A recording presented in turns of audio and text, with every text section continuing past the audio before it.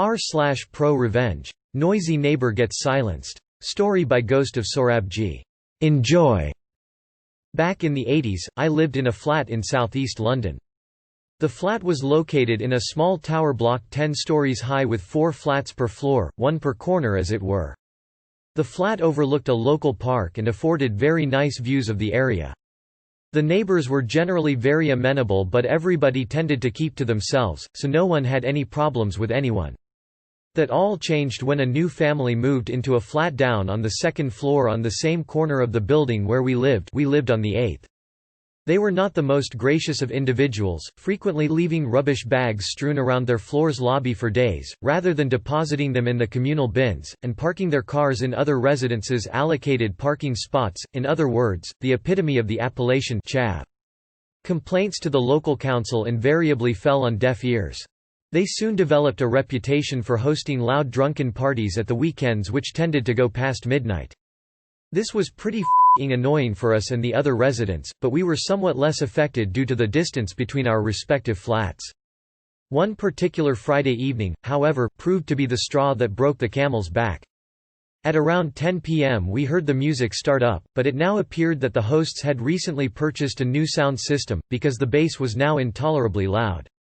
I can only surmise that a peculiarity of the building's design, coupled with what sounded like much larger bass speakers, appeared to magnify the effect in our bedroom to the point where it made it quite impossible to sleep.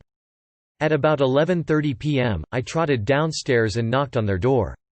It was flung open by what I could only assume to have been the male resident, looking somewhat the worse for wear. I politely asked him if he'd mind turning the music down as it was very loud, rattling the furniture in my flat and making it difficult to sleep. "Fuck off." Door slams. Charming, though. So I go back upstairs and call the non-emergency police number and explained the situation. They assured me that someone would be around in due course. Being a Friday night, I reckoned it might take an hour or two. So, with much wailing and gnashing of teeth, we sat there waiting for the cops to rock up. Sure enough, about an hour later, I saw a patrol car pull up and a couple of London's finest enter our building. A few moments later, the music gets turned down and the police leave. No sooner had the car disappeared up the street than the music went back up to its previous level. We endure it for another half hour, no change, so once again I call the cops. This time it takes closer to 2 hours for them to turn up. Yep, definitely a busy Friday night. They finally arrive around 3 a.m. and once again the music is reduced to a sensible level. Unfortunately, shortly after they depart, back up goes the volume to its previous furniture-shaking intensity. As you might imagine, by now I was royally pissed off. Indoors too, someone not normally prone to displays of anger was positively foaming at the mouth, and looked like she was single-handedly going to reenact the Battle of Austerlitz in glorious technicolor, together with full orchestral accompaniment. It was then that I had a dazzling idea, one so fiendishly cunning and yet devilishly simple, a guaranteed cast iron, 100% pure, 24-carat stonker of an idea so brilliant that I felt certain that within a few minutes, I could stop this once and for all, and execute my plan in such a way as to make it impossible to trace back to me. Cue maniacal cackling whilst twirling imaginary mustache. Grabbing my toolkit, I crept down the stairwell to the 2nd floor, just to double-check the actual flat number. Having confirmed the number, I went back up to the 4th floor. In the stairwell just next to the exit door to the 4th floor lobby was a wooden access door that concealed one of the 2 electrical distribution panels for the entire building.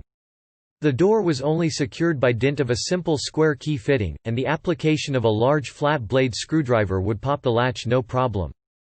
Thus I opened the door to reveal the distro itself. Pulling the cover open, I was presented with a large panel containing 20 large 80-amp fuses, one each for the lower set of flats. Each one was neatly labeled with the flat's number, and 'twas but a moment to locate the appropriate one. Now, by one of those happy coincidences that usually only occur in the more egregious examples of the Hollywood B-movie, I just happened to have in my toolkit a dead fuse of exactly the same type and capacity. A few weeks previously I'd had to replace a similar fuse in the theater where I worked, and I'd absent-mindedly tossed the dead fuse in my toolbox where I'd promptly forgotten about it, until now. Now, with all my ducks in a neat row, I pulled the fuse carrier for the miscreants flat out. Instant. Blessed silence. I rapidly swapped the live fuse for the dead one, and reinserted the carrier. Securing everything back up again, I casually strolled back upstairs to enjoy a few hours in the hallowed arms of Morpheus. Addendum: some weeks later, the troublesome family were moved out of their flat.